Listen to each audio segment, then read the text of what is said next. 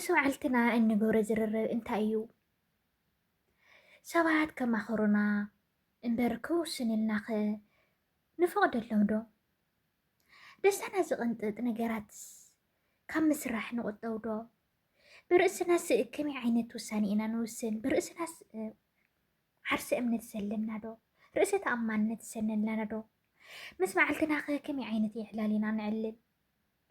نلود انبر نسوا عندنا نصعر ولا سكمينا سلام كورة تخاتاتلتي دحنا ديهم كمان لهم أنا سلامي كبير مسكين كم تاني سلام دلهو نعقدكم سلامي منا أو هيوتكم تعينا أو سرحكم أسالته يمني لكم نتكور لي برتا تكور لي مرلو حقس قابل بي يا مسكين نزي كانالي دما حدش تنزخونكم سابسكرايب بمقوار بيت السوي يكونوا مالتيو سلازي نايلو ما عند دما حدا أرستي يحيزلكم مزيزلهم إترستي دما انتا يزول رئيس متي أمامان مالت انتا مالتيو رئيس متئمان نخلونها انت كنقبر لنا رئيس متئمان نخنقبر زحقزنا نطبتاتك انت يوم إلى حيزلكم مزيلهم مالتيو سلازي رئيس متئمان نخلونا ويكعها رئيس متئمان نخنقبر زحقزنا نطبتات 4 نطبتات كزرزرية مالتي سلازي اسكاو مجرشا سمعني مالتيو وتناي مجمريا نطوي انتايو مس بعلتنا ان نقور زرر ويكعة مس نفسنا ان نقور زرر انت عين زرر وينا نقبر كمي عين زرر واخي نزارر مس نفسنا كمي عين زرر وكينا نقبر ازي مالت انتاي مالتيو نسمعيتات ناس نستوعل اللدو دليتات ناس نستوعل اللدو رئيسة أمان نزلو مصفات انتايو انا يخيلية انا يبزحية انا برتعية انا يخولية انا نفعية أنا مالسي أي خيلي زبل نجر أب فصم لو أمرهم أي أتوي مالتي بقى خيل اللني مالس نحدش نوتي ويك عن حدش نجر نايمة قبلت أمرهم كفتيو مالس لذي أنا يخيلية كبت صحية إلهم يمز جمرو رئيسة أمان نزلوا مسوات مالتيو كل نجر مقبار يخيلية كل نجر موزح يخيلية ناولو لأنه سون بعلتهم يمز زاروا مغنياتو النسوات سوات كدنقوم سوات كمزي إخا وو جوزي إخا وو كمزي إخا تخيلي إخا قولوا أي صبيين يوم مخنياتو ناو على مواقع على مسلسل فلت بقى أنا يخيلية أنا عرس أمنت علني بعرس يزت أمامنية إلهم لنوسهم بعلتهم يمززاروا ما نمسهم مزيو نوسهم كزاروا اللهم يكعكم زي إخا يلخد نقوم أي صبيين يوم لو علم بقى مالت أخل كيزي هيوم بك أنا نوعلي يخيلية أنا نوعلي كل نجر مقبار يخيلية إلهم لنوسهم بعلم يمززاروا مالتيو سو مزيو نوسهم كد نقوم ويكعكاو سبات مورال كرهو أي صبيين يوم بأنصار دما رئيسة أمان نزي ولا مسوات أنا يخيلن أنا قنجة كن أنا قدللني أنا كمزية الناول إيوم نلو سمنا وقص زوعلو مالتيو سلازي عرس متئممان كيلونا ندحر داوين مجمريا نحنا لنوسنا سمعيتاتنا عن قوازازر لنا انتاين أنا يخيلي بقى مالس نا يخيلي منفس ويكعة كوز حقيقية منفس يحلونا مالتيو سلازي عرس أمنت ويكع عرس تأمنت ندحر داخل ونا خوينو بقى كاو كبرنا ويكع كاو سرحتنا سلازي رئيسة تأمنت نمقبر دا ندحر دا أدلينا كم ميزاننا مالت كم ميزاننا أورد زبلنا نقرات زي مقبر زي مسرح بقى نوع ناسي كم صبو مقبل بقى أنا يخيلي إلكا بقى نوع الخاص كم صبو مقبل ادخل عينت ودما زيت فوت ونجر ويكع زيت الدليا نجر لو تنبر سوا أي تدلا زي مالت كمي مالتية لا منت قر زيت تصور ندحر دا خوينكا تقر زيت والكا كدان ندحر دا تخدن صنيحا خوينكا تقري كأتولكا زي خيل ويكع تقر خكالا خيلكا زخيل كدا مدرا ويكع جاكيت مقبار مالتيو مالتكم زي سبوا لو تنبر سبوا زي مدلاي مالتكم زي مالتية خالي يقول كم أبنت حسي قرص أكلاتنا كم زي كوينة برج اللني كم زي كوينة قرص أي تبالاشو كم زي تات إلنا حزي لنفسنا ننا أسنا جين تو سبب لنفسنا نوقست يكون هنقبر زلناسي بقى برج خي برج انت هنقبر لنا اسبورت دي خسر زلني ولاس برج زي وزو مقبتات دي خنقب زلني ولاس انت عينتي إلكا لوطي مدلاي ማለት መፍትሒ ምድላይ ዳንበር በቃ ኣነ ኣይኽእልን በቃ እቲ ነብሲ የፅልኢኒ ኣካዳድና የፅልኢኒ ቁሪ ከምዚ ኮይነ እንድሕር ዳ ኢልና ንነብስና ንወቀስ ኮይና እዚ ሰበባ እዩ ማለት እዩ ስለዚ ንባዕልና ለውጢ ክንብል ከለና ድማ በቃ እንድሕር ዳ ክትረኩድ ዘይደሊኻ ወይ ቦርጭ ክተውፅእ ዝኾነ ነገራት ክተውፅእ ተዘይደሊኻ ወይ ከዓ ተዘይደሊኻ እቶም ቦርጭ ዘየውፅኡ ምክንያቱ እቶም ሰውነት ከበላሽ ዝኽእሉ ከም ንኣብነት ስብሒ ድዩ ገለታት ድዩ እዚኣቶም ተወግድ እዮም ካብኡ ድማ ስፖርት ክሰሪሕኺ ክተጥፍ እዮ ወይ ሰውነት ከተስተኻኸል እየ ተደሊኺ ስፖርት ሰሪሕኺ ክተስተኻኸል ትኽእል ኢኺ ማለት እዩ ስለዚ ከምዚ እዩ ለውጢ ምድላይ ማለት እቲ ሳልሳይ ነጥብ ድማ ናይ ሰብ ኣስተያየት ምቕባል ማለት እንታይ ማለት እየ ከም ኣብነት ይበል ኣነ ሓደ ምግቢ ሰሪሐ ንበል ሓደ ምግቢ ሰሪሐ ሲ እቲ ዝሰራሕዎ ምግቢ ጨውዲ በዚሕዎ ነይሩ ወላ ዘይቲ ዲ በዚሕዎ ነይሩ ኮይኑ ኣነ ንሰባት ተቐሪበ ኣለኹ ንበል ስለዚ እቶም ሰባት እንድሕር ደኣ ጎደልኡ ተዛሪቦም ንኮይኖም ኣነ እዚ ሕዚ ተቐቢለ ኣለኹ ማለት እዩ ዓርሰ እምነት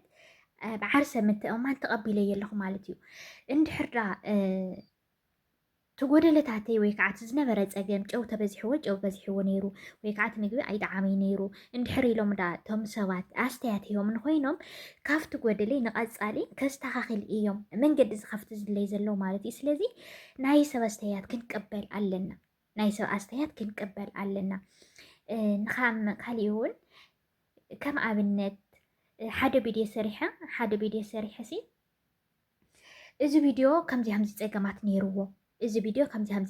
ዓይነት ፀገማት ነይርዎ ኢሎም እንድሕር ዳ ሰባት ፅሒፎም ኮይኖም እቲ ፀገማት ዝነበረ ፀገማቱ ንኸስተኻኽል እዩ ማለት እቲ ዝነበረ ምክንያቱ ኩሉ ግዜ ሲ ካብ ፅቡቅ ኣይኮንካይ ትምሃር ካብቱ ሕማቅ ነገር ወይ ከዓ ካብቱ ጎደለታትካ ወይ ካብ ጌጋታትካ ኢኻ ብበዝሒ ግዜ ንምሃር ኣንሕና ደቂ ሰባት ካብ ጌጋታትና ኢና ብበዝሒ ንምሃር ማለት እዩ ካብ ድማ ካብ ጌጋታትና ክንምሃር ከለና ዝያዳ ማለት ዝያዳ ንኽንፈልጥ እዩ ዝገብረና ማለት ስለዚ ናይ ሰብ ኣስተያየት ክንቅበል ኣለና ምክንያቱ ናይ ሰባት ኣስተያየት ሸለል ዘይመዋል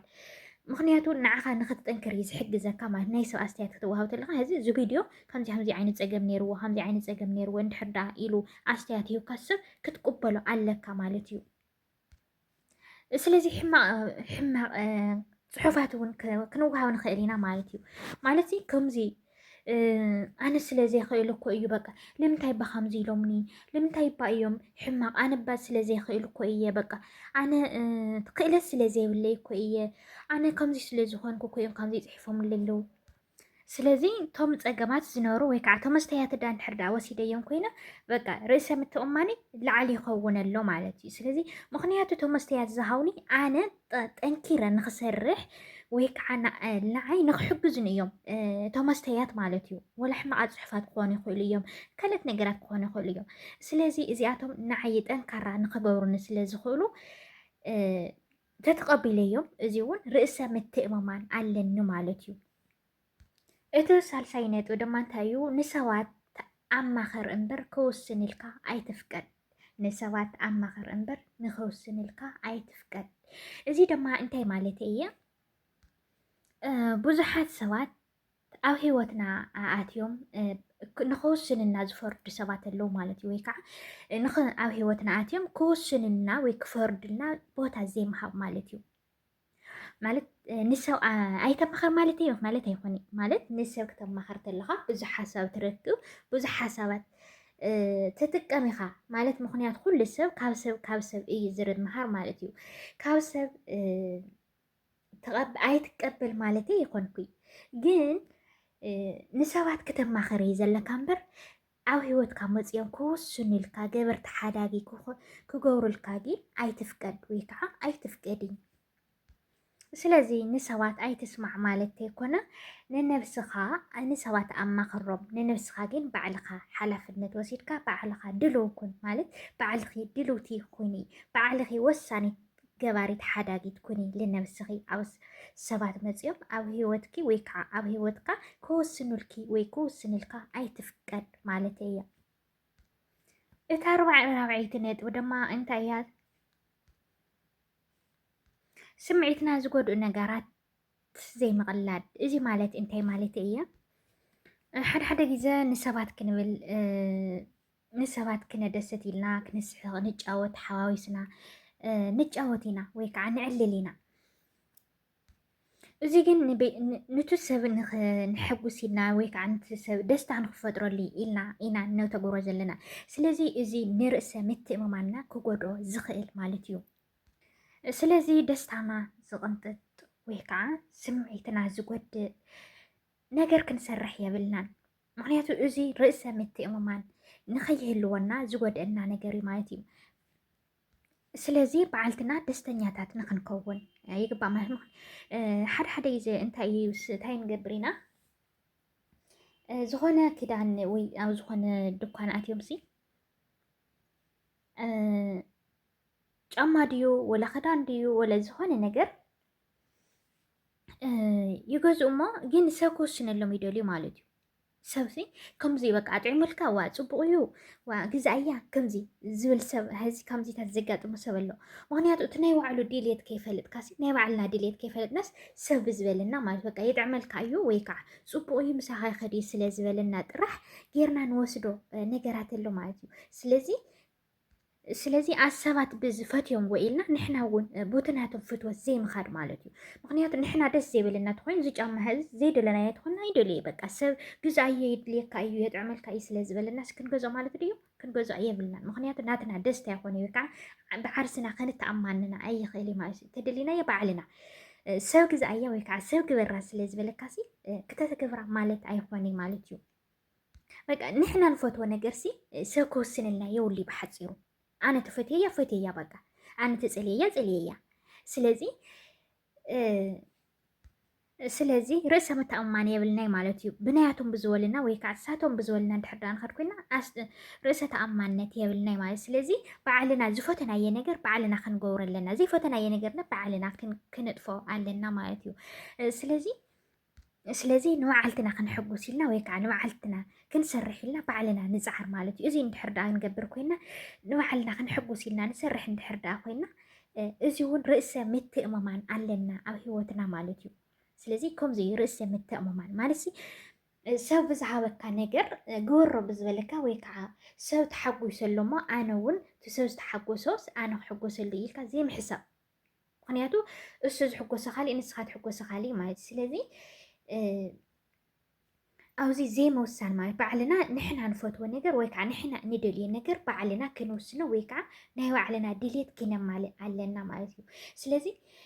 ከምዚ ርእሰ ምትእምማን ማለት ብዓርስኻ ምትእምማን ማለት ከምዚ ማለት እየ ማለት እዩ ስለዚ ናይ ሎማዓንቲ ሓሳበይ እዚ ይመስል ነይሩ ብካሊእ ትሕዝቶ ክስካብ ንራኸብ ሰናይ መዓልቲ እናበልኩም ማለት እዩ እንታይ ጎደሎ ከም ዝነበሮ እንታይ ከፀገም ከም ዝነበሮ እውን እንታይ ከስተኻኽል ከም ዘለኒ እውን ኣብ ኮመንት ፀሓፍለይ ማለት እዩ ስለዚ ናይ ሎማዓንቲ ትሕዝቶይ እዚ ይመስል ብካሊእ ትሕዝቶ ክስካብ ንራኸብ ሰናይ መዓልቲ